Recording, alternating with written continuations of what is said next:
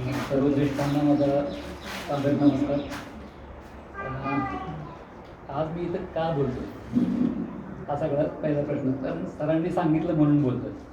मी काहीतरी खूप फार मोठा ज्ञानी आहे आणि फार मोठं काहीतरी आयुर्वेदाच्या क्षेत्रात का होईना फार मोठं कर्तृत्व केलं आहे म्हणून मी बोलायला इथं आलो आहे असं काही नाही. पण सरांनी सांगितलं आहे बोलायचं एवढं त्याच्यामागचं एकच उद्देश आहे. किंवा संहितांचा खूप गाढा अभ्यास असणारे आणि अशी व्याख्यानं तुम्ही खूप ऐकली असतील. संहितांशी माझी ओळख चांगली आहे पण त्याचा गाढा अभ्यास म्हणावा असा काही माझा नाही. पण प्रॅक्टिस करताना पंचकर्म चिकित्सालयाशी ज्यावेळेपासून माझा संपर्क आला आणि त्याच्या यादीपासून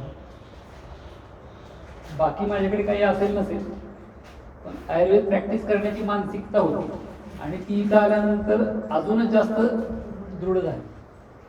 सगळ्यात बेसिक गोष्ट आयुष्यात चढ उतार सगळीकडेच असतात. एका स्टेजला अशी वेळ आली की खरंच आपण प्रॅक्टिस करायची आहे का. म्हणजे ज्यावेळी मी इथून 2012-13 पुणे सोडून गेलो त्यावेळी दुसरं काहीतरी करू पण प्रॅक्टिस केली तर आयुर्वेदाचीच करू अशा स्टेजला मी आलो. आणि काही काळ मधला 1-2 वर्षाचा मी पूर्ण वेळ शेती पण केली आणि त्याच्यानंतर मग ज्यावेळी प्रॅक्टिस सुरू केली त्यावेळेस आयुर्वेदाचीच सुरू केली. आणि मग ज्यावेळी खरंच 2012-13 काही काळ सरांचा संपर्क मध्ये आला होता आणि त्याच्यानंतर मग ते होतं की आपल्याला सरांकडे जायला मिळायला पाहिजे होतं. मग प्रॅक्टिस सुरू करून 2-3 वर्ष झाल्यानंतर मग परत मी इथे आलो आणि दर शनिवारी रविवारी इकडे यायचो आणि टेमुडेवरून इथे यायचं. 2 दिवस इथे थांबायचं. जे काही पदरात पडेल आपल्या ते घ्यायचं. आणि खरंच तुम्हाला एक महत्त्वाचं सांगतो की त्याच्या अगोदरची माझी प्रॅक्टिसची परिस्थिती अशी होती की म्हणजे जे येतात पेशंट मी त्यांना काहीतरी औषधं देतोय पण त्या पेशंटना खरंच आपण बरं करू शकू असा आत्मविश्वास जर कुठे असेल निर्माण झाला असेल तर तो इथे यायला लागल्यापासूनच झाला. आणि आपण आता याच्यावर आपलं चरितार्थ चालू शकेल असं तिथूनच वाटायला नाही तर मग जो अगोदर निवडलेला मार्ग होता म्हणजे शेवटी प्रत्येक जण काहीतरी आपला चरितार्थ चालवण्यासाठी वेगवेगळे ऑप्शन निवडत असतो. तसे मी वेगवेगळे ऑप्शन निवडले. त्यांनी अशी एक परिस्थिती झाली की माझं आता प्रॅक्टिस वाजून काही अडत नाही अशी पण एक स्टेज आहे. पण मग अडत नाही तर त्याचा फायदा असा करून घ्यायचा की बाबा आता खरंच आपण आपल्याला पाहिजे तशी करू शकतो प्रॅक्टिस असं ते झालं. आणि व्हायचं असं की तिथं काहीतरी अडलेलं असायचं मग इथं मी काही फार प्रत्येक वेळेसच विचार येईल असं नाही. पण सुदैवाने असं व्हायचं की इथे त्याच प्रकारची एखादी केस आलेली असणार आणि मग ते समोर दिसणार. आणि हे कितीतरी वेळा घडलं म्हणजे एकदाच नाही. मला मागच्या आठवड्यात आपण काही 2, 4, 5, 10 पेशंट काही जेवढे काही सुरुवातीला प्रॅक्टिसच्या कुणाचे खूप पेशंट असतात असा विषय नाही. पण जो कोणी पेशंट आला आहे त्या पेशंटच्या बाबतीत आपण विचारायची वेळच येणार नाही. तो पेशंट तुमच्यासाठी अगोदर इथे हजर असणार तसाच पेशंट तशाच सगळे लक्षणं असणारा आणि मग पुढे गेले की कॉपी करायची तिथे जाऊन असं खूप सगळं सुटतं. तर असं जे घडतं ना हे घडायला तुम्हाला तुमची मानसिकता तशी असायला पाहिजे. तुम्ही त्या मानसिकतेने तशी इच्छा व्यक्त करून तुमच्या गुरुपुढे आलेला असला पाहिजे आणि तशी इच्छा घेऊन तुम्ही आला तर तुम्ही कधीही निराश होत नाही. म्हणजे जे आता आहेत माझं सुदैवाने आज असं की खूप सिनियर लोक नाही आहेत त्यामुळे माझ्याकडून त्यांना काहीतरी फार ज्ञान मी पाजळेल अशी अपेक्षा नाही आहे. पण जे आहेत ज्युनियर आहेत त्याचा मला जरा थोडं आधार आहे. बाबा ठीक आहे मी काहीतरी यांना सांगू शकेल असं काही सांगितलं तरी चालेल म्हणजे ते ऐकून घेतील. तर विषय सरांनी मला तूच निवड असं सांगितलं होतं. तर मला काय पाहिजे आयुर्वेदाची मानसिकता असणं म्हणजे नक्की काय असतं हे माझ्या बाजूने मी मांडायचा प्रयत्न करेन. आपण आपल्या बाजूने आपले इथिक्स पाळले तर मी आणि शेवटी काय रोज खायची भाकरीच असते. तुम्ही सोन्याची बिस्किटं खाऊ शकत नाही आणि हे वास्तव असतं. ती बिस्किटं नाही मिळाली म्हणून तुमच्या जगण्यात काही मोठा फरक पडत नसतो आणि मिळाली म्हणून पण काही मोठा फरक पडत नसतो. तुमचं रोजचं रुटीन जे चालतं तेच चालतं. तुम्हाला जे करायचं तेच तुम्ही करायचं असतं. कंटेम्पररी आयुर्वेदा असा विषय घेण्यामागचं माझा उद्देश तोच आहे की तुमच्यामध्ये आयुर्वेद प्रॅक्टिस करण्याची मानसिकता असणं म्हणजे नेमकं काय असलं पाहिजे आणि तुम्ही तुमच्याकडे येणाऱ्या रुग्णांच्या मनामध्ये आयुर्वेद रुजवण्यासाठी नेमकं काय केलं पाहिजे आणि त्याच्यासाठी काय मुद्दे तुम्हाला कामाला येऊ शकतील असं मी सांगायचा प्रयत्न करेन. आणि त्याच्यानंतर शेवटी एक मला जरा बरी वाटलेली एक केस मांडेल, खूप वेळ बोर करणार नाही. मुळात पेशंट आयुर्वेदाकडे काय त्याची एवढी कारणं आहेत मला सापडली की बाबा काय तर सध्याच्या मेडिकल प्रॅक्टिशनकडून सॅटिस्फॅक्शन झालं नाही, असमाधानी आहे म्हणजे म्हणून येतो. मग नंतर काय तर बाबा बऱ्याच वेळा कंटिन्युअस औषधच घ्यावी लागत आहेत, तर कुठपर्यंत ही औषधं घ्यायची त्याला कंटाळून मग पेशंट येतो आणि मग त्या औषधांच्यापासून आपल्याला मुक्ती मिळाली ह्या उद्देशाने आयुर्वेद प्रॅक्टिसकडे येतो. काही वेळा ॲलोपॅथीचे उपचार परवडणारे नसतात म्हणून पण आपल्याकडे येतो. काही वेळा सर्जरीची भीती वाटते म्हणून आपल्याकडे येतो. काही वेळा आता आयुर्वेदाच्या नावाखाली खूप प्रपौंड करणारे आणि खूप टॉल क्लेम करणारे पण लोक आहेत आणि त्याचा फायदा म्हणून पण काही पेशंट आपल्याकडे येत असतात. म्हणजे आम्ही कॅन्सर बरा करतो, आम्ही मेलेल्याला जिवंत करतो म्हणायचंच फक्त बाकी पण सगळं म्हणतात. ते सगळे जे म्हणतात त्याच्यामुळे पण पेशंट आपल्याकडे बाबा हा जरा शिकलेला दिसतोय, डिग्री आहे याच्याकडे, आयुर्वेदाचीच फक्त प्रॅक्टिस करतो म्हणून मग लोक आपल्याकडे येतात आणि मग त्याचा फायदा होतो. म्हणजे प्रपौंड असतो, ॲडव्हर्टाइजमेंट पण खूप करतात लोक, त्याचा फायदा आपल्याला होतो ना कळत. म्हणजे रामदेव बाबामुळे लोकांची प्रॅक्टिस वाढली असे लोक आहेत ना, म्हणजे रामदेव बाबांनी आहेत त्याचं काय. किंवा टॉल क्लेम्स असतात त्याच्यामुळे पण लोक येतात आपल्याकडे.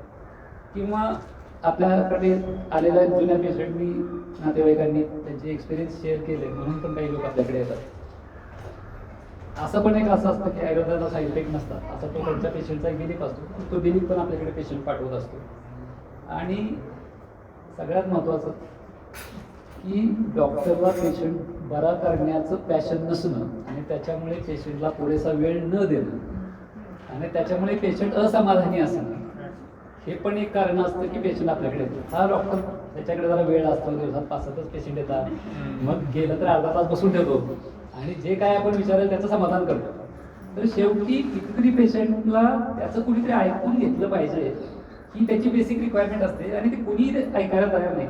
माझ्याकडे येणारा पेशंटचं सगळ्यात माझ्या बाबतीत किती बरे झाले ते सोडून दे, तुमच्याकडे येऊन बरं वाटलं आणि हे सगळ्यात चांगलं आहे. तुम्ही औषधं न देऊन पण तुम्हाला भेटून तुमच्या रुग्णांना बरं वाटत असेल तर तुम्ही खूप चांगल्या मार्गावर आहात असं तुम्ही समजायला हरकत नाही. म्हणजे शेवटी काय नाही तरी तुमच्याकडे येऊन बरं वाटलं, तुम्ही डॉक्टर असा नाही तर कुणी असा, तुमच्याकडे येऊन लोकांना बरं वाटतं ह्याच्यासारखं दुसरं समाधान काय.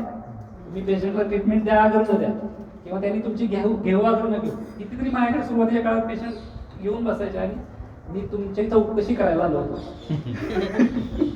आणि तुम्ही काय करताय बघायला आलो होतो असं असायचं. आणि मग त्याच्यानंतर पुढे मग बाबा 4-5 लोकांनी घेऊन बघितलं, असे चौकस आणि काय म्हणायचं तुमची परीक्षा घ्यायला येणारे पण रुग्ण खूप असतात. सुरुवातीच्या काळात ते चालतं, त्याला काही अडचण नाही, ती गरज पण असते आपल्याला. नुसतं बसण्यापेक्षा कोणीतरी येऊन बसले तर चांगलं. सध्या खूप आयुर्वेद वाढतोय असं एक लोकांचं म्हणणं आहे. ते काय काय वाढतंय, गुगल आयुर्वेदाचं मार्केट वाढतंय, नंतर काय कॉलेजेस वाढत आहेत, मग प्रॅक्टिशनर्स वाढत आहेत, गव्हर्नमेंट पण खूप चांगले प्रमोशनल इनिशिएटिव्ह घेत आहेत, नंतर पेशंट पण चूज करतात आयुर्वेदाला, नंतर फार्मास्युटिकल कंपनीज वाढत आहेत आयुर्वेदाच्या. इतकं सगळं आयुर्वेदाचं वाढतं पण खरंच काय प्रकारे नाही आयुर्वेद वाटतं. सध्या वर जे क्वेश्चन मार्क केला आहे त्या पद्धतीने आयुर्वेद वाटतंय. आयुर्वेद म्हणजे काय, मेडिसिन्स आणि फॉर्म्युलेशन एवढ्याच विषयी सध्या लोकांचं म्हणजे तेवढ्या पुरताच त्याला रिस्ट्रिक्ट केला आहे. कारण त्याच्यामध्ये फार्मॅको इकॉनॉमिक्स दडलेलं आहे. म्हणजे ती बाजारपेठ आहे आणि ती बाजारपेठ एनगेज करण्यासाठी म्हणून लोक आयुर्वेदाकडे येत आहेत आणि म्हणून आयुर्वेदाचा प्रपौंड होतोय. खरं नीट विचार करायला गेला तर ॲज अ कम्प्लीट सायन्स किंवा परिपूर्ण शास्त्र म्हणून आयुर्वेदाच्या गोष्टींमध्ये आपल्याला स्वतःला सुद्धा हे तो आवाका असला पाहिजे आणि तो कायम आपल्या डोक्यात असला पाहिजे की आयुर्वेदामध्ये काय काय आहे. तर एखादं शास्त्र ज्यावेळेस उभं राहतं त्यावेळेस सिद्धांतावरती ते उभं राहतं आणि आयुर्वेद तर सिद्धांताची सुद्धा व्याख्या करतो. सिद्धांत कशाला म्हणावं इथपासून त्याची सुरुवात होते आणि मग ज्या एन नंबर ऑफ गोष्टी आयुर्वेदामध्ये आहेत ते त्याला परिपूर्ण शास्त्र बनवायला कारणीभूत आहेत. त्याच्यामध्ये आपल्याकडे काय म्हणजे काय म्हणूया सगळ्यात महत्त्वाचं आयुर्वेदाचे सिद्धांत आपण म्हणतो की कसे खरंच सेट झाले. तर ते over the period of time आपल्या पूर्वजांनी मेटिक्युलसली कुठल्या तरी एखाद्या गोष्टीचा अभ्यास केला आणि वर्षानुवर्षे त्याचं अनालिसिस करून मग ते सिद्धांत उभे राहिले. ते असं मी आज म्हणतो म्हणून कुठला सिद्धांत जनरेट झालेला नाही. रादर एखादा रिसर्च करण्यासाठी जेवढा कमी कालावधी आज वापरला जातो त्याच्यापेक्षा कितीतरी पट्टींनी जास्त कालावधी एखादा सिद्धांत उभा राहण्यासाठी आपल्या पूर्वजांनी घेतला आहे आणि म्हणूनच ती इतका काळानंतर सुद्धा टिकून आहे. ह्याच्यावरचा आपला विश्वास तितका जास्त अजून चांगला असला पाहिजे. तो जर एखादा सिद्धांत म्हणजे आणि सिद्धांत सांगताना पण काय होतं माहिती का, एक सिद्धांत आपला दुसऱ्या सिद्धांतावर अवलंबून आहे. आपल्याकडे सकाळी लवकर उठावे आता ते सगळीकडे आहे, पण ब्राह्मी मूर्ती उत्तिष्ठे जीर्णाजीर्ण निरुपयन आहे. म्हणजे काय, त्याला टर्म्स अँड कंडिशन्स लागू आहेत. तुम्ही सकाळी कोणी लवकर उठावे तर तुम्ही रात्रीचं खाल्लेलं तुमचं जीर्ण पचलंय का आणि त्याचं तुम्ही इंट्रोस्पेक्शन करायचं आणि मग उठायचं. मग त्याच्यासाठी दुसराच नियम काय येणार, तुम्ही रात्री लवकर झोपलं पाहिजे, मग रात्रीचं जेवण त्याच्यापेक्षा लवकर झालं पाहिजे, रात्रीचं जेवण लवकर झालं पाहिजे, कमी झालं पाहिजे, थोडं कोरडं झालं पाहिजे, हलकं झालं पाहिजे. असं म्हणजे एक सिद्धांत दुसऱ्या सिद्धांताशी जोडलेला आहे आणि तुम्हाला जर फॉलो करायचं असेल तर फक्त एक सिद्धांत फॉलो करता येणं फारसं शक्य नाही आहे. तुम्हाला त्या सिद्धांताची सगळी सिक्वेन्स फॉलो करायला लागेल, मग तुम्ही कुठेतरी निरोगी राहा. तर तसे सिद्धांत सेट झाले. हे सगळे आयुर्वेदाचे सिद्धांत आहेत. आपल्याकडे बाकीचं सगळं काय सांगितलं हे तुम्हाला फारसं सांगण्याची गरज नाही. म्हणजे वैद्याचे गुण सांगितले, विद्यार्थ्याचे गुण सांगितले, शिष्याचे सांगितले आणि एवढं सगळं त्या वाचतोय ते म्हणजे सगळ्यांच्या कानावर. हां, आपल्याकडे उपस्तंभ सांगितलेले आहेत. नंतर ज्ञानेंद्रिय पंचकर्मेंद्रिय पंचज्ञानेंद्रिय मन असं इतकं सगळं आहे. द्रव्यांच्या सिलेक्शनच्या बाबतीत म्हणजे औषधी शास्त्र म्हणून ज्यावेळेस आपण विचार करतो त्यांच्याकडे फार्मॅकोलॉजी वेगळी आहे. आपल्याकडे वैद्याला हे सगळं माहिती असणं अपेक्षित आहे. म्हणजे सगळी त्याची द्रव्य सगळ्याच्या अवधीपासून निवडपासून कुठल्या काळात संग्रहण कालपासून सगळं माहिती असणं वैद्य अपेक्षित आहे. म्हणतानाच त्याच्यात फार्मसिस्ट आलेला आहे. हां, तो इन्क्लुडेड आहे त्याच्यामध्ये. तो वेगळा अपेक्षितच नाही आहे. व्यायाम आणि योग त्यांचा व्यायाम नाही. आपल्याकडे जो व्यायाम सांगितला अर्धशक्ती व्यायाम तो तसा व्यायाम आणि योग हा आपल्यापासून म्हणजे आयुर्योग हे कॉम्बिनेशन न तोडता येणार आहे. कारण वैद्यच योगी असला पाहिजे असे रेफरन्सेस आहेत. तर भले तुम्ही फार योगी नाही झाला तर कमीत कमी त्याच्या मार्गावर जाणारे तरी थोडे असले पाहिजे. म्हणजे तुमचं वागणूक त्याची असायला पाहिजे. वैशिष्ट्य कल्पनेचे एवढे डोसेज फॉर्म्स आहेत. वैशिष्ट्य कल्पनेचं माझं एवढी वैशिष्ट्य कल्पनेच आहे तुम्हाला पण वैशिष्ट्य कल्पनेचे जे डोसेज फॉर्म्स ज्याला आपण म्हणतो ते जर आपण मोजायला घेतले तर 60-65 पर्यंत डोसेज फॉर्म्स आपल्याकडे आहेत. म्हणजे फॉर्म्स वेगवेगळे. मग त्याच्यामध्ये पंचविध कशा कल्पना तर सोडाच, गोटीवटी सोडाच, पण बाकीच्या पण सगळ्या गोष्टी म्हणजे मंडपेय विलेपेय असं सगळं काय काय जर करत गेला तर त्याला तुम्ही अन्न आणि औषध एका परिभाषेत घातलं तर कितीतरी डोसेज फॉर्म्स तुमच्याकडे मध्याच्या जवळपास 16-17 कल्पना आपल्याकडे उपलब्ध आहेत. आपण त्यातल्या हार्डली फार वापरत नाही. म्हणजे कांजी फार तर वापरत आहे किंवा मग अस्वारी पण ते सोडून बाकीच्या कल्पनांचा आपला वापर नाही. तसं क्रियाकाल आहे. तुम्ही पेशंटला ट्रीट करण्यासाठी काय कुठल्या कालामध्ये त्याला ट्रीट केलं पाहिजे आणि अर्ली इंटरव्हेन्शनचं काय महत्त्व आहे ते पण सांगितलेलं आहे. मुळात आज आयुर्वेद हा एक ट्रॅडिशनल मेडिसिन म्हणून सगळीकडे रुजवण्याचा प्रयत्न केला जातो. ॲक्च्युली ट्रॅडिशनल मेडिसिन किंवा फोक मेडिसिन हे काय असतं अँथ्रोपॉलॉजीच्या ह्याच्यामध्ये ग्रेटर ट्रॅडिशन आणि लिटल ट्रॅडिशन असे 2 प्रकार आहेत.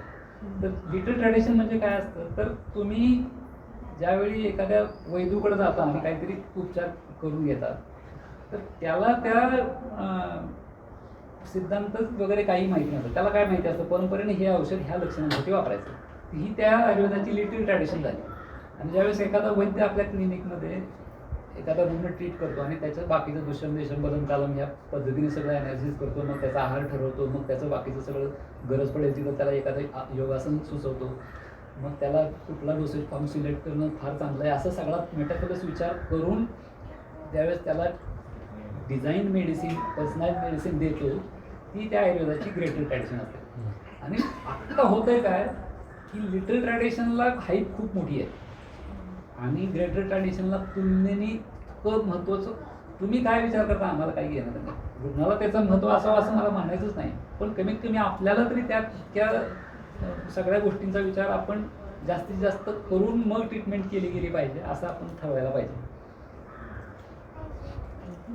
मुळात काय असतं एखादं शास्त्र ज्यावेळेस शास्त्र म्हणून पुढे येतं त्याच्यावेळी खरं त्याच्यामध्ये काय पाहिजे असतं आपल्याला तर लॉजिक पाहिजे असतं, त्याच्याशिवाय कुठलंही शास्त्र नाही. आणि लॉजिक स्टडी ऑफ व्हॅलिड इन्फरन्सेस, तुम्ही कुठून इन्फरन्सेस घेतले असं आहे. And inference is conclusion drawn from evidence and reasoning. Ayurveda formulation action on physician सत्य असं.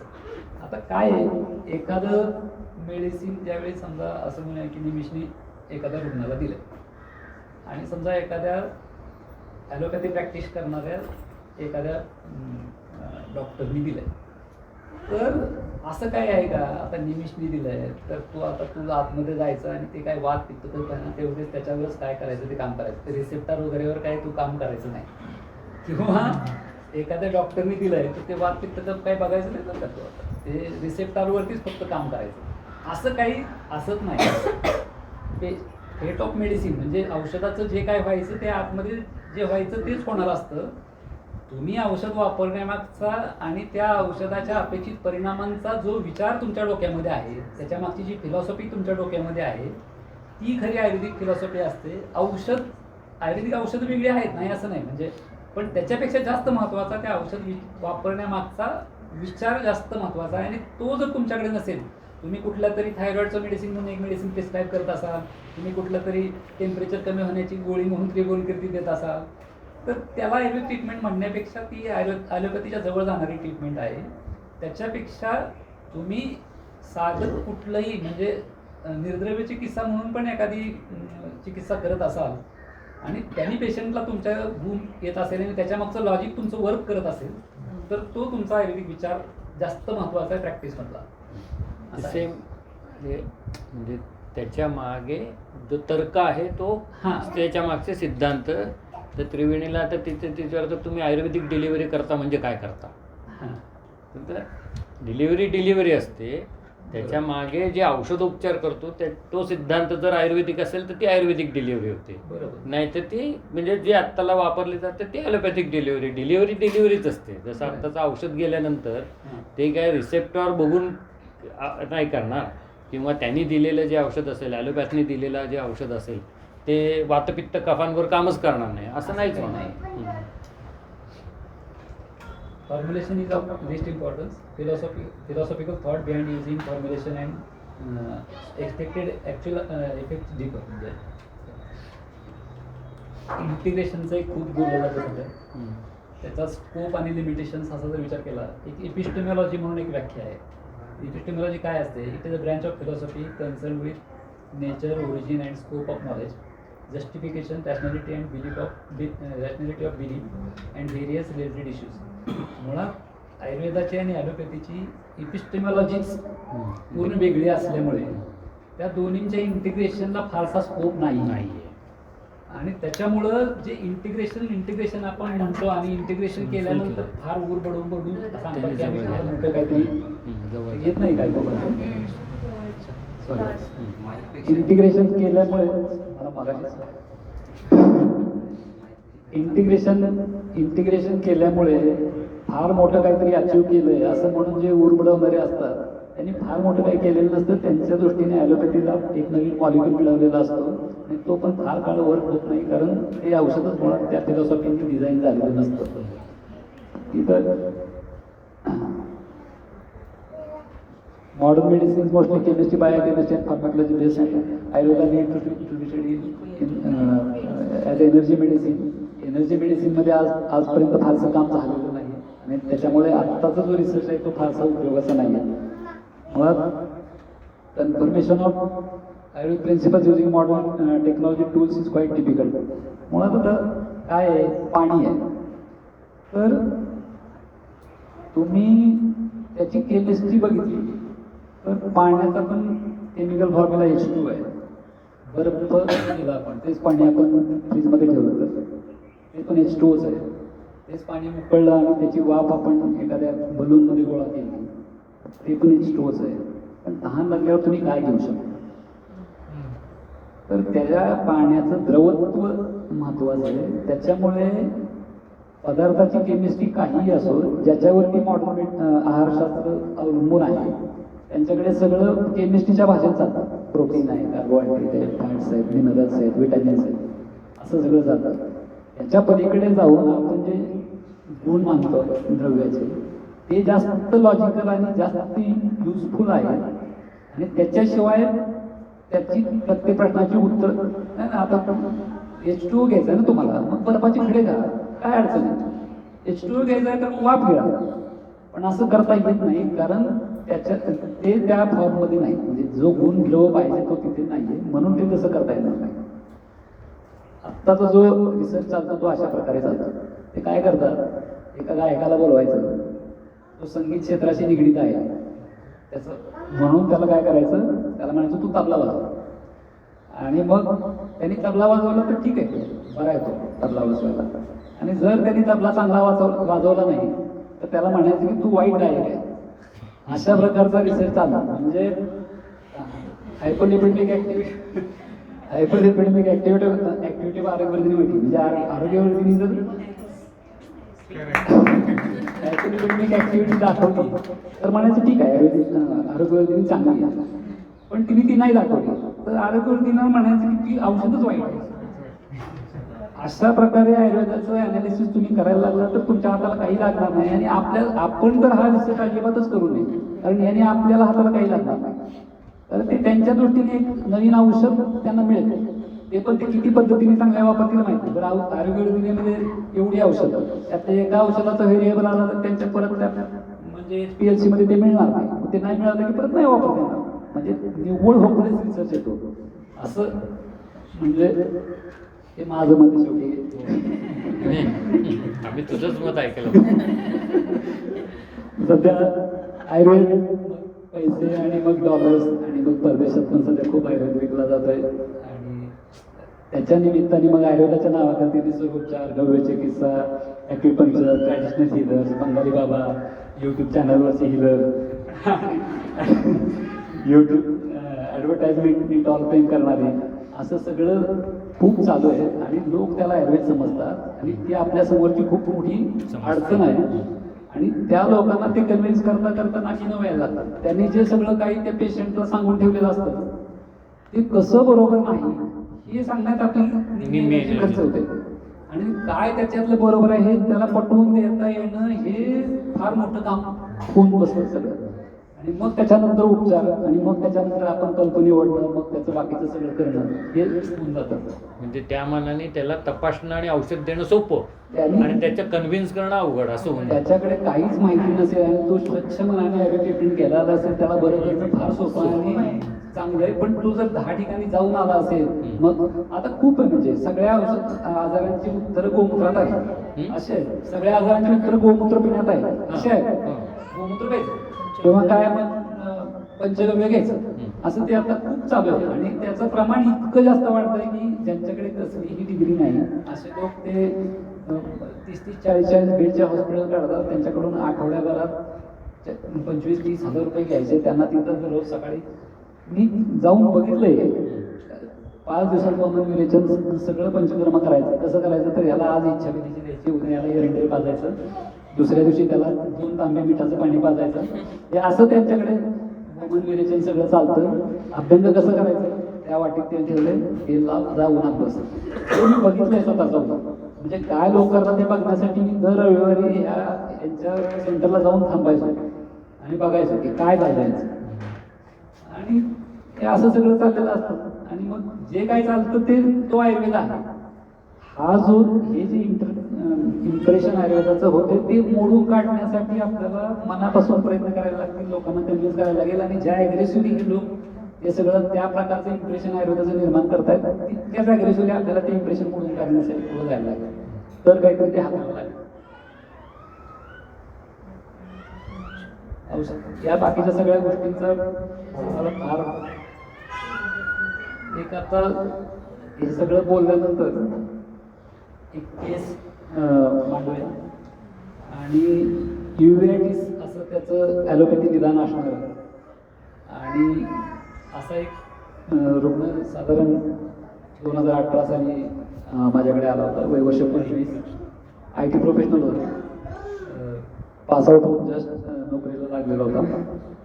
आणि त्याची आपल्या दृष्टीनं काय लक्षणं होती तर मधून दिसायचं कमी व्हायचं होती. ठराविक काळात दिसणं इतकं कमी व्हायचं की वाचणं मोबाईल बघणं हे अजिबात व्हायचं नाही. डोळे लाल होणं, पाणी गळणं, नंतर डोळे दुखणं अशी, आणि ह्याचे एपिसोड्स यायचे. मग फ्लोटिंग स्पॉट्स आणि फोटोफोबिया म्हणजे प्रकाश सहन वगैरे अशा, आणि डिप्रेशन, या सगळ्या त्याच्या आपल्याकडे आला त्यावेळेस. ॲलोपॅथीचं निदान त्याचं UIT असं होतं. आणि हे सगळी लक्षणं 3 वर्षापासून होती. साधारण 2 वर्षापूर्वी एका पुण्यातल्याच मोठ्या ऑप्थॅल्मॉलॉजिस्टने त्याची ट्रीटमेंट केली होती आणि त्यांनी ती लक्षणं कमी झाली. 2 वर्षानंतर वयाच्या 23व्या वर्षी त्याला दोन्ही डोळ्यांना मोतीबिंदू झाला. आणि त्याच्या ॲटोमिक डिसीज हा सध्याचा खूप हॉट टॉपिक आहे. आणि त्याच्यासाठी त्यांच्याकडे असणारी ट्रीटमेंट ही इम्युनोसप्रेशन आहे. इम्युनोसप्रेशनसाठी स्टेरॉइड्स वापरणं किंवा ॲझोथ्रायपिन सारखे इम्युनोसप्रेसन्स वापरणं किंवा मायक्रोफिनेट सारखे इम्युनोसप्रेसन्स वापरणं, असं सगळं प्रकरण असतं. त्यांनी काय होतं तर खरंच काही घडत नाही. तेवढ्या काळापुरते लक्षणं थोडी सप्रेस होतात आणि इम्युनिटी जितकी तुम्ही ओव्हर ॲक्टिव्ह इम्युन सिस्टीम जितकी दाबायचा प्रयत्न करता तितकी ती अजून जास्त ओव्हर ॲक्टिव्ह होते, असं सगळं घडतं. आणि त्याच्यानंतर त्या दोन्ही डोळ्याचं मोतीबिंदूचं ऑपरेशन झालं. आणि हे सगळं कॅटरॅक्ट का झाला तर ह्याचं त्यांच्याच डॉक्टरांनी त्यांना सांगितलेलं कारण होतं की बाबा नॉन साईड इफेक्ट आहे, ओव्हर यूज ऑफ स्टेरॉइडचा नॉन साईड इफेक्ट आहे कॅटरॅक्ट. आणि दोन्ही डोळ्याचा वयाच्या 23व्या वर्षी त्याला कॅटरॅक्ट झाला आणि दोन्ही डोळ्याचं मोतीबिंदूचं ऑपरेशन व्हायच्या 23व्या वर्षी झालं. आणि एवढं सगळं करून UITचं काय घडलं का? काय घडलं नाही, काय घडलं. मुळात हे असं का घडलं असं त्याला कोणालाही प्रश्न पडला नाही. एवढ्या 23 वर्ष वयाच्या मुलाला इतका डोळ्याचा दुर्धर आजार व्हावा असं त्यांनी काय केलं, असं त्याला कुणालाही विचारावंसं वाटलं नाही. त्याला तू काय खातोस, तुझी लाईफस्टाईल काय, किंवा असं मुळात कॉज इफेक्ट रिलेशनशिप हे आपण जे म्हणतो की आयुर्वेदाचं बलस्थान आहे. आपण ते कायम असं शोधतच राहायला पाहिजे की आपल्याकडे एखादा पेशंट एखादी लक्षणं काही घेऊन आलाय तर ती लक्षणं त्याच्यामध्ये निर्माण होण्यामागची हेतू काय, ते ज्यावेळेस तुम्ही शोधायला लागा त्यावेळी त्या हेतूची म्हणजे सिव्हिरिटी म्हणा किंवा गांभीर्य त्यांचं किती जास्त आहे ह्याच्यावरून तुम्हाला त्या आजारासाठी तुम्ही नेमक्या काय पद्धतीनं पुढे जाणार हे ठरेल. आणि ते जर तुम्ही नाही शोधू शकला आणि लक्षणच कमी करायचा प्रयत्न करायला लागला तर फारसं काही हाताला लागण्याची शक्यता नाही. त्याचं तो ज्यावेळेस इंजिनिअरिंगला होता त्यावेळी त्याचं खाणं पिणं खूप विचित्र होतं. म्हणजे दुपारी 2-3 वाजता रात्री त्याचं जेवण व्हायचं. अभ्यास करून संपल्यानंतर पुण्यात गाडी काढायची आणि 2-3 वाजता जिथं कुठे गाड्यांवरती कॅम्पसमध्ये कुठे जिथे कुठे खायला मिळेल तिथं त्यांनी ते खायचं. आणि काय खायचं, most of the time non-veg, Chinese खायचं, ऑइली स्पायसी खायचं, बेकरी प्रोडक्ट्स, आणि हे सगळं करून कोल्ड्रिंक्स घ्यायचे, कोल्ड कॉफी घ्यायची, आईस्क्रीम खायचं रात्री 2 वाजता. आणि हे सगळं माझ्याकडे येईपर्यंत हे यात काही चुकीचं केलंय असं त्याला कुणीही सांगितलं नव्हतं. वाटायचं काय विषय, त्याला सांगायला पाहिजे ना कुणी चुकीचं करतोय म्हणून. त्याच्यानंतर काय करायचं तर सकाळी 10 वाजता उठायचं. 10 वाजता उठून ब्रेकफास्ट काय करायचा, मोस्ट ऑफ द टाइम पोहे खायचे, इडली डोसा खायचा, मिसळ पाव खायचा आणि वडापाव खायचा. हे सगळं खाऊन दुपारी 2 वाजता भूक लागून लंच ब्रेक झालाय म्हणून कॉलेजमध्ये 2 वाजता मेसला जेवण करायचं. दिवसभरात एक 4-5 कप चहा प्यायचा. आणि इंजिनिअरिंगची जी मुलं बहुतांश वेळा करतात ते आठवड्यातून 1-2 वेळा अल्कोहोल कन्झम्पशन हे त्याचं होतं. आता मुळात हे सगळं चुकीचं केलंय आणि त्याच्यातून तुला हा आजार झालाय हे ज्यावेळी तो माझ्याकडे आला त्यावेळी त्याला पहिल्यांदा समजलं. आणि मग तुम्हाला हे मी केलंय बरोबर आहे, मला याचा त्रास होत होता पण ह्याचमुळे मला डोळ्याचा आजार झाला असं काही मला आजपर्यंत कोणी म्हणलं नाही. आणि त्याच्यानंतर सगळ्यात आपण आपल्या बाजूने त्याचं काय निदान करू शकतो. आता ह्याला UITला काही नाव दिलं का किंवा काही आजाराचं नाव ठरलं का तर तसं काही झालं नाही. ज्याची शंका होती ते डिफरन्शियल डायग्नोसिस आपण म्हणतो की निदानावरती लिहून ठेवली. उर्ध्वगामी पित्तासारखं लक्षणं वाटत होती, तिमिरासारखं अंधत्व आहे तर तिमिरासारखं वाटायला होतं, ऊर्ध्वग्रंथ पित्त किंवा ग्रहणी दृष्टी तर होतीच. मग ग्रहणीचं असं फक्त निदान करायचं का ग्रहणीचा उपद्रव म्हणून त्याच्याकडे बघायचं असं ते सुरुवातीला होतं. फार काही नाही सुचलं तर 15 दिवसाची औषधं देऊन चांगल्या पद्धतीनं आहार समजावून सांगून पेशंटला पाठवावं आणि मग आपण आपला विचार करावा असा चांगला विषय असतो. म्हणजे आपल्याला अभ्यासाला वेळ मिळतो आणि खरोखर त्या पेशंटला जर आपल्याला चांगलं बरं सरांकडून सगळ्यात प्रत्येकाने म्हणजे घेण्यासाठी किंवा घेतलीच पाहिजे अशी गोष्ट काय तर पेशंटला बरं करण्यासाठी जीव तडफडणं. कारण ते मी बाकीच्या पण काही वैद्यांकडे शिकायला गेलो, काही ठिकाणी खूप नंबर ऑफ पेशंट जास्त बघितले, पण बरे होणाऱ्या पेशंटची संख्या असं तर आपण म्हणू शकत नाही की 100 पेशंट माझ्याकडे आले 100च्या 100 बरे झाले, मग तो देव असतो. पण जास्तीत जास्त पेशंट तुमच्याकडे आल्याचं समाधान घेऊन जात आहेत आणि जास्तीत जास्त पेशंटला तुमच्याकडे रिलीफ मिळतोय असं इतकं मोठं ॲव्हरेज मी दुसरीकडे बघितलेलं नाही. याचं कारण काय, सरांची पेशंट बरा करण्यामागं असणारी पॅशन ते बरा का होत नाही याच्यासाठी त्याच्या आतून जे त्यांना होतं ते जर तुम्ही घेऊन जाऊ शकला सरांकडून तर तुम्हाला आयुष्यात कधीच काही कमी पडणार नाही. म्हणजे ज्युनियर्स आहेत, सिनियर्सनी तर माझ्यापेक्षा अजून केलंय सगळं, पण ज्युनियर्सला मी ते सांगतो किंवा तुम्ही बाकीचं तर ठीक आहे, अभ्यास तुम्ही करणार आहे, तुमचा अभ्यास तुमच्याच कामाला येणार आहे, तो तुम्हाला करावाच लागणार आहे. पेशंट आल्यानंतर नको म्हटलं तरी करावाच लागतो. पण जी पेशंट बरं करण्यासाठीची असणारी ओढ किंवा काय म्हणूया ते खूप जास्त आहे आणि ते तुम्ही कायम इथून घेऊन जायचा प्रयत्न करा. 15 दिवसाच्या औषध दिली, त्याच्यानंतर जून 2018 मध्ये त्याला वमन दिलं. वमनानंतर रुटीन संशोधन क्रम आणि सगळं फॉलो केलं त्याने. त्याच्यानंतर सिम्पटम्स थोडे कमी झाले आणि पुढच्या वेळी ज्यावेळी त्याला युएनटीचा एपिसोड आला त्यावेळी ओरल स्टेरॉइडची फारशी गरज पडली नाही. लोकल टॉपिकल आय ड्रॉप्स फक्त त्याला दिले गेले होते. सगळ्यात महत्वाचं काय, त्या पेशंटनी हे समजून घेतलं की माझा आजार मला का झाला आहे आणि ते त्याला मनापासून पटवलं. ते पटवून देण्यात मला काही होण्या प्रमाणात यश आलं. म्हणून त्यांनी ते इतक्या खूप चांगल्या पद्धतीनं पाळलं की त्याला दुसरं पण एक कारण होतं की त्याला माहिती होतं की आपण जरी केलं नाही आणि आपण यातनं बाहेर पडलो नाही तर आपण हा अनुभव होऊ शकतो. त्यामुळे त्याला पाळण्याचा काही दुसरा पर्याय पण नव्हता. त्यामुळे म्हणजे आणि नाहीच दिसणार आहे तर मग कम्प्युटर इंजिनियर माणसाने करायचं काय, म्हणून बळजबरीने का होईना त्यांनी सगळं पाळायला सुरू केलं आणि त्यांनी सरळ त्याच्या आईला, आमच्याच भागातला आहे तो सोलापूर जिल्ह्यात, त्याच्या आईला तो पुण्यात घेऊन आला आणि अतिशय व्यवस्थित सगळं म्हणजे डाएटच्या जे रिसर्च केलं होतं ते पाळलं.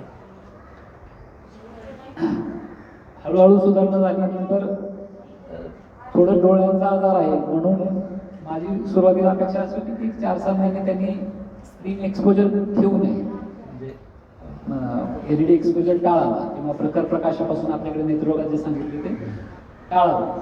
पर्याय आर्थिक परिस्थिती काही फार चांगली नसल्यामुळं त्याला ते नोकरी जॉईन करायला लागली. मग त्याला मी काही त्याच्या पद्धतीनं काही ऑप्शन दिले किंवा अँटी ग्लेअर ग्लासेस वापर, स्क्रीनचा एक्सपोजर असेल तर कंटिन्युअसली स्क्रीनकडे बघत बसणं किंवा जे 3-4 जॉब त्याला ऑफर झाले होते त्यातल्या त्यात कमी काळ स्क्रीनकडे बघायला लागेल असा जॉब त्याला चूज करायला लावला.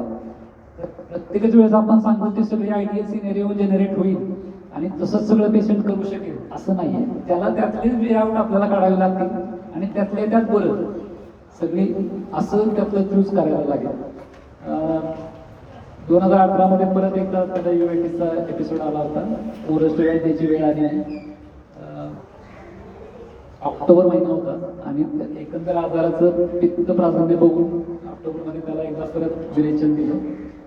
जी काही औषधं वापरली त्यांची लिस्ट दिली आहे. औषधं फारशी तुम्ही आपल्या जर भारत पैशाच्या रत्नाकडे काढला तर सगळ्या औषधांचं जर नंबरिंग केलं तर 13,000 औषधं आपल्याकडे उपलब्ध आहेत. त्यामुळं आपल्याला द्यायला औषधं भरपूर आहेत. मी हे दिलं म्हणून दुसऱ्याने ते दिलं पाहिजे, तिसऱ्याने ते दिलं म्हणून चौथ्याने ते दिलं पाहिजे असं काही नाही. तुम्ही तुमच्या पद्धतीनं तुम्हाला जी बरी वाटतील, तुम्हाला जी समजतील, तुम्हाला जी उमजतील ती औषधं तुम्ही चूज करू शकता. औषध वापरण्यामागचं लॉजिक तुमचं पक्क पाहिजे. अजून एक आता सध्या असा ट्रेंड समोर येतो की रसकल्पांचा फारसा वापर करायचा नाही आणि फक्त चूर्णच वापरायचे आणि असं सगळं चालतं. प्रत्येकाचा आपापलं मत आहे, त्या पद्धतीनं प्रत्येकजण आपापली प्रॅक्टिस करत असतो. माझं स्वतःचं मी असा प्रयत्न करून बघितला तुम्ही, तुम्हाला सांगतो, ज्यावेळी कुठला कल्प वापरावा असं कळत नाही त्यावेळी 100% चूर्ण वापरायचं आणि एकल द्रव्य वापरायचा प्रयत्न करायचा.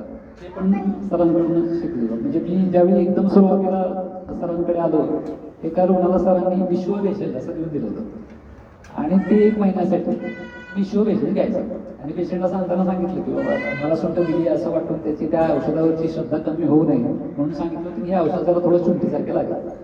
आणि मला शंका की त्या शुद्धीने हा कसा बरा होणार, एवढं तर सगळं सांगतोय सगळं काय काय. आणि मग 1 महिन्यानंतर ज्यावेळी तो रुग्ण आला त्यावेळी सगळं म्हणजे त्याचं 80-90% तो बरा झालेला आणि तिथला समाधान तो कधीच नव्हता.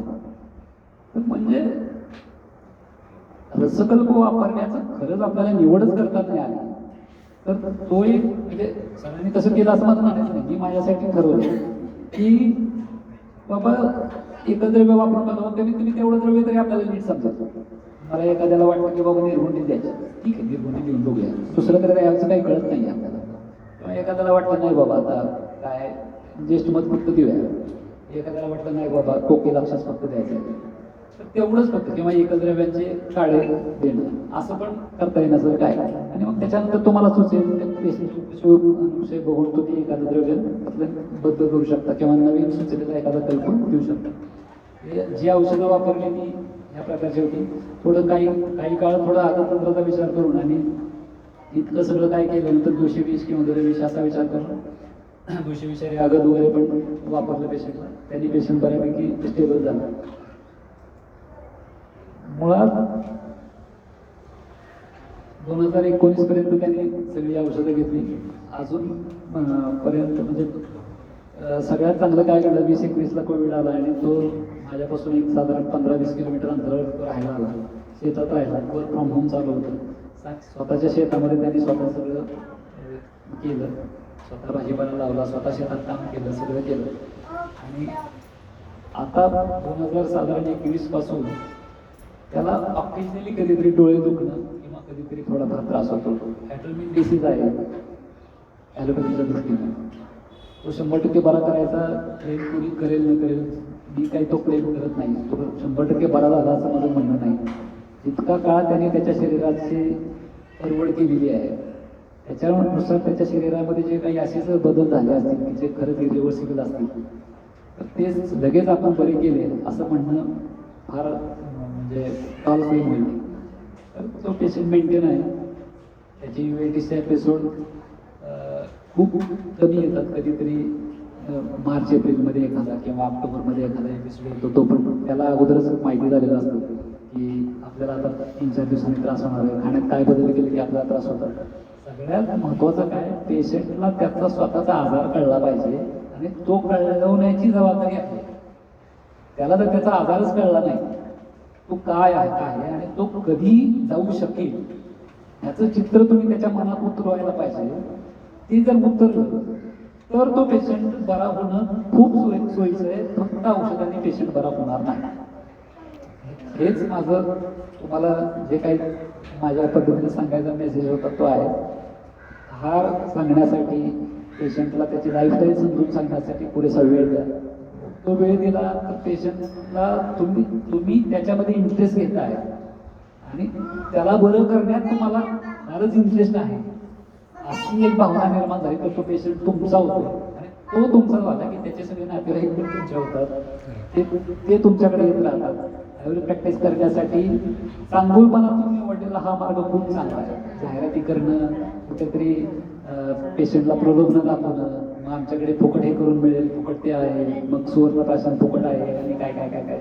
त्याच्यापेक्षा आपलं काम प्रामाणिकपणे आपल्या पद्धतीनं जितकं चांगलं करता येईल तितकं करणं हे अजून जास्त चांगलं, पेशंटच्या सोयीचं कसं होईल असं करत राहणं, हे सगळं जर करत राहिलं तर मला वाटतं की फार वेगळं काही करायची वेळ येत नाही.